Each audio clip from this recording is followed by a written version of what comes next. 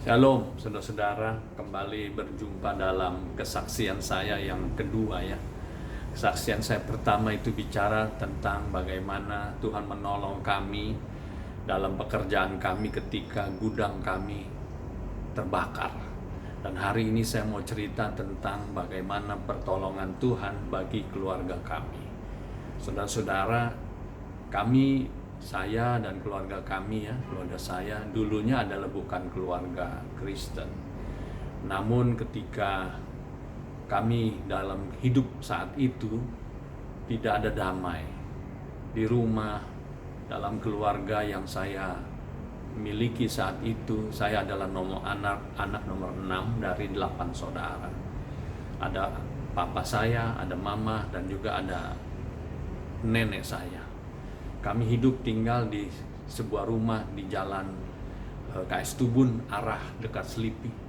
Kalau dulu orang tahu ada satu bengkel namanya bengkel mobil Trijaya sebelum rumah sakit Selamat ya waktu itu, saudara-saudara. Nah, di seberang itu adalah rumah kami di dalam sebuah gang kecil. Saudara-saudara, kami tinggal di jalan KS Tubun nomor 23A di situ ya, di gang itu. Nah, saudara-saudara, ketika saya bertobat, saya bersyukur boleh kenal Tuhan, sebab saya mengerti betul betapa kami ini membutuhkan yang namanya keselamatan. Saat itu kalau saya berpikir tentang kematian, saya bergidik, saudara-saudara. Kenapa? Karena saya tahu tidak ada jalan selamat buat saya. Tetapi ketika seorang sahabat yang saya tetap kenal baik sampai hari ini dan menjadi seorang hamba Tuhan, dia membawa saya ke gereja di Petamburan, GBI Petamburan. Saya bersyukur, dan ketika beberapa kali saya ke gereja, Tuhan jamah hati, saya buka hati, dan kemudian saya dibaptis berbarengan dengan kawan-kawan tahun 1977. Saya bersyukur sekali karena dari firman Tuhan yang kemudian saya cintai sungguh-sungguh, saya gali, baca firman di Alkitab, saya menemukan yang namanya keselamatan di dalam Kristus itu. Saya imani terus sampai hari ini. Tahun 77 saya bertobat, dibaptis, sampai hari ini berarti sudah 45 tahun ya. 45 tahun saya ikut Tuhan, dan saya tidak kehilangan satu hari pun untuk berjumpa dengan Dia. Saya rindu selalu berjumpa dengan Dia.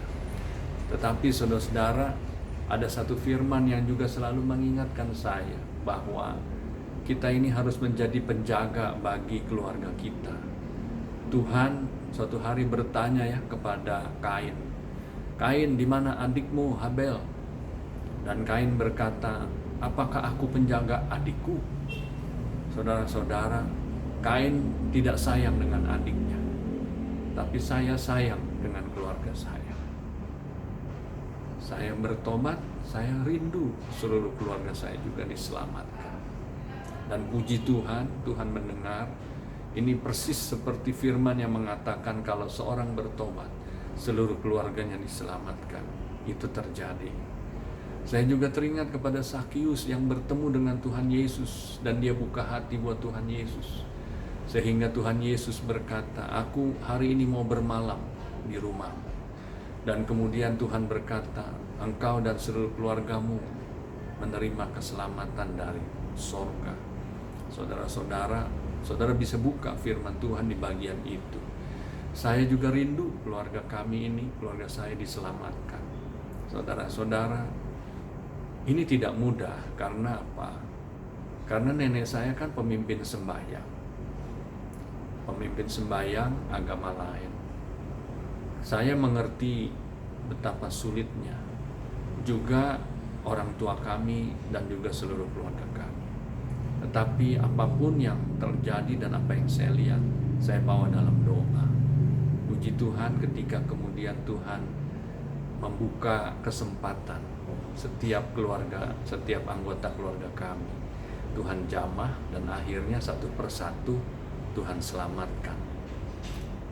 Mulai dari adik saya menyusul, kemudian kakak-kakak semua menyusul, dan nenek saya pun terima Tuhan. Saya bersyukur nenek saya terima Tuhan itu tahun 1991, dan dia dibaptis umur 90 karena dia lahir tahun 1901 atau 1902. Jadi dia 90 tahun terima Tuhan. Dan akhirnya dia pulang, dia pun dijemput Tuhan.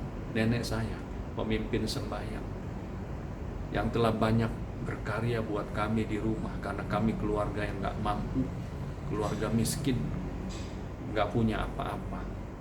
Tapi Tuhan tolong.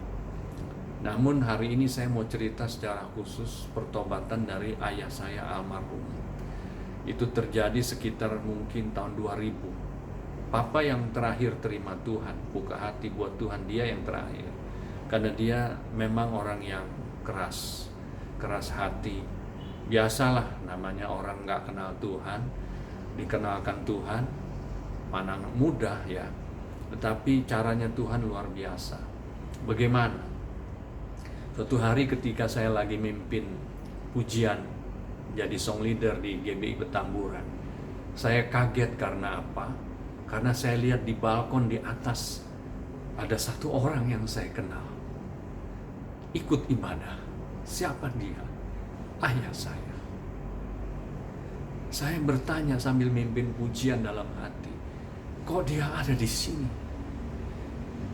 Lalu setelah selesai ibadah, saya turun ke bawah, dan betul papa saya juga turun ke bawah, dan kami berjumpa.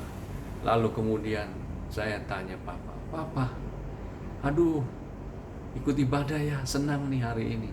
Dia cerita kesaksiannya. Dia bilang, lu tahu nggak, beberapa hari lalu gua hampir mati. Papa saya kalau ngomong kan begitu, gua hampir mati. Waktu gua lari pagi, dia kalau lari pagi itu kira-kira jam 5 kurang, berangkat dari rumah yang tadi di Jalan Kais Tubun Selipi itu menuju MPR, biasa dia lari ke situ ya.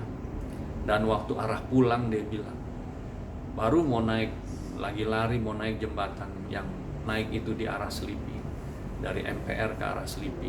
Dia bilang, gue diberhentiin sama 2 orang, dan gue diminta serahin apa yang gue punya. Kan lu tahu kalau orang lari pagi nggak bawa apa-apa, cuma bawa kunci rumah. Lalu gua bilang gua nggak bawa apa-apa. Lalu kunci rumahnya diambil, kantongnya digeledah, kunci rumah diambil dan dibuang. Dan kemudian orang itu mau tusuk papa saya dengan pisau yang ada di tangannya. Waktu pisau itu mau masuk ke badannya papa saya, dia teriak, ayah saya berteriak, Yesus tolong saya. Karena saat itu dia cuma ingat nama Yesus. Dia nggak pernah ke gereja, cuma dia tahu anak-anaknya sudah ke gereja, dan anak-anaknya dia tahu cari Tuhan Yesus. Dan waktu pagi itu ketika pisau mau masuk, dia teriak, Yesus tolong saya. Hanya 3 kata. Dan ternyata pisau itu ketika mau ditusuk nggak jadi, karena dengar ayah saya teriak nama Yesus, yang mau tusuk kemudian kaget dan seperti ditempelak, pisaunya kemudian dia jatuhkan, dia berlutut, dia peluk kaki ayah saya, dia menangis. Kan ayah saya bingung kenapa jadi begini, orang ini kenapa tiba-tiba nangis berlutut.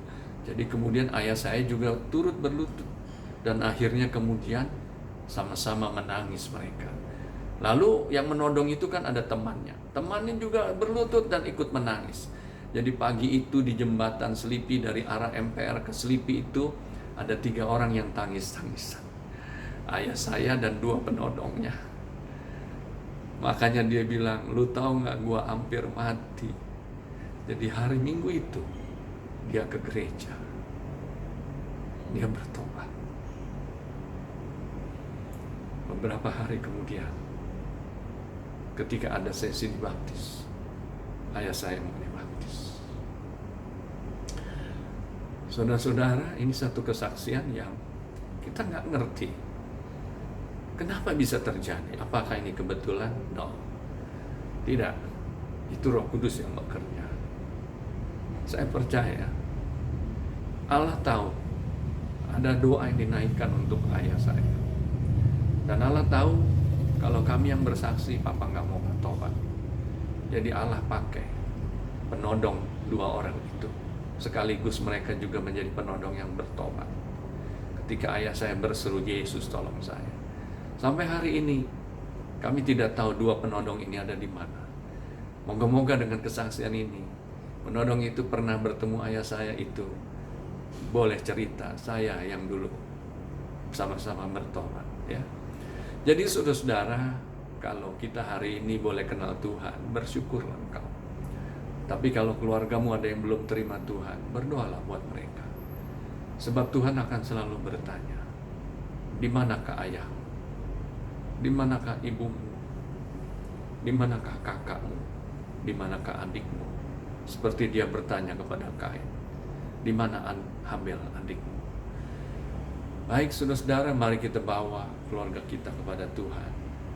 Bawa mereka supaya mereka mengenal Kristus. Tuhan memberkati kiranya lewat kesaksian ini, dan biar saudara-saudara boleh memenangkan keluarga saudara. God bless you ya. Haleluya.